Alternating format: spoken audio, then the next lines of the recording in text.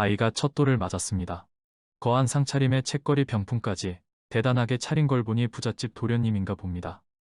영유아 사망률이 높았던 옛날에는 100일이나 돌이 큰 의미를 가졌습니다.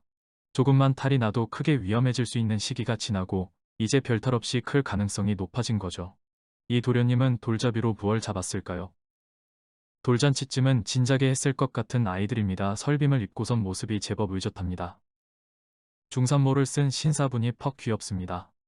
누군가의 결혼식 날인 모양인데 주변 어른들도 꽤 멋쟁이들이시네요. 기념사진이라도 찍은 걸까요? 누나와 동생이 한껏 차려입었습니다.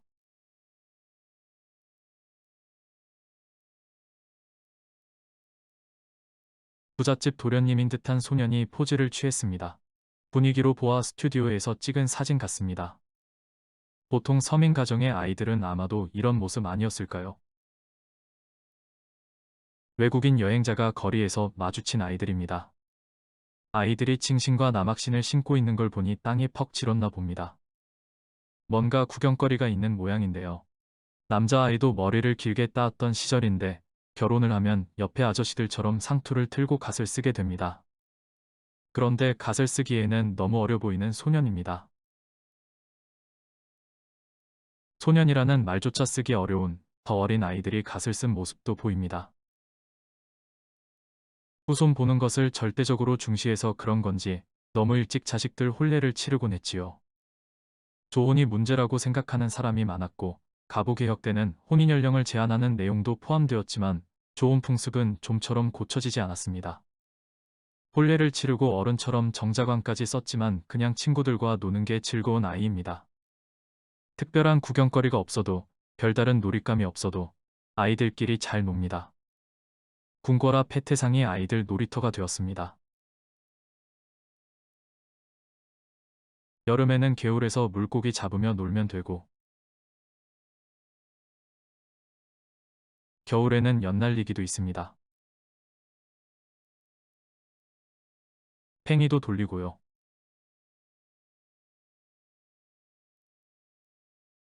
널뛰기도 그렇고 지금은 보기 힘든 모습들이네요. 놀이라는 게 정확한 유래를 알기 어려운 법이긴 한데 굴렁쇠놀이는 언제부터 했을까요?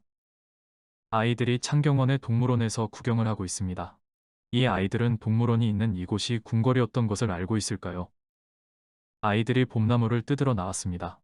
동생은 누나 등에서 세상 모르고 자고 있네요. 친구들이 모이다 보면 어린 동생을 업은 아이가 꼭 있곤 했지요. 부모님은 일을 하시느라 바쁘고 형제가 여러 명이니 큰애가 동생을 키우다시피 합니다. 이제 4학년인 이 소녀도 학교를 마치면 동생을 보살핍니다. 옛날에는 업저지라고 해서 아기를 업고 돌보는 어린 하녀가 있었습니다. 아직 어른만큼 노동을 하기는 힘든 어린 아이들이 아기 없는 일이라도 하는 겁니다.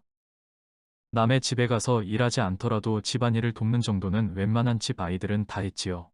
소를 돌보는 정도는 어린아이도 할 수 있었나 봅니다. 망태까지 지고 나온 이 아이들은 쇠꼬를 구하러 온 걸까요? 어른들처럼 굵은 나무는 못 베지만 장가지라 도구에 땔감에 보탭니다.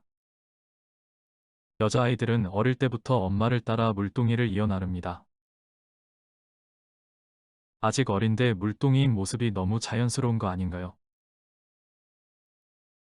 옛날 여행자들이 남긴 사진을 보면 어디에서나 빨래하는 여인들이 보이던데 어린 소녀들도 예외는 아니었군요. 다듬이질도 아이들이 감당할 수 있는 정도였던 모양입니다. 이 소녀는 정말 절구질을 하는 걸까요? 포즈만 취한 걸까요? 놀이터에서 무동을 하는 아이들입니다. 아주 어릴 때부터 놀이터를 따라 떠돌아다니며 공연을 했겠지요.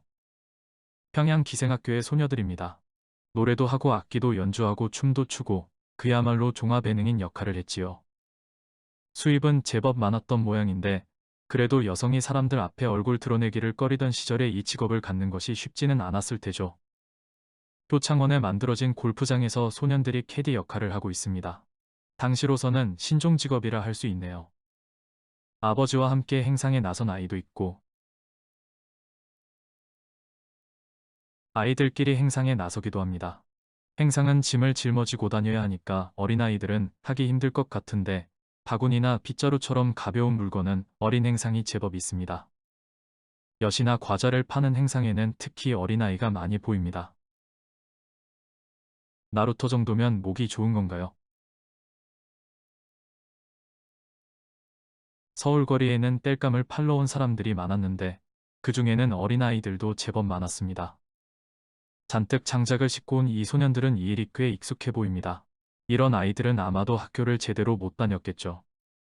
19세기 말에 근대식 학교가 세워지기 시작했지만 오래 해오던 대로 서당에 다니는 아이들도 제법 있었습니다.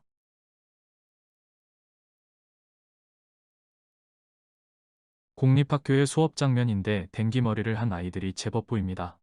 유교경전을 공부하던 이전과 달리 근대식 학교에서는 다양한 분야의 지식을 배우게 됩니다.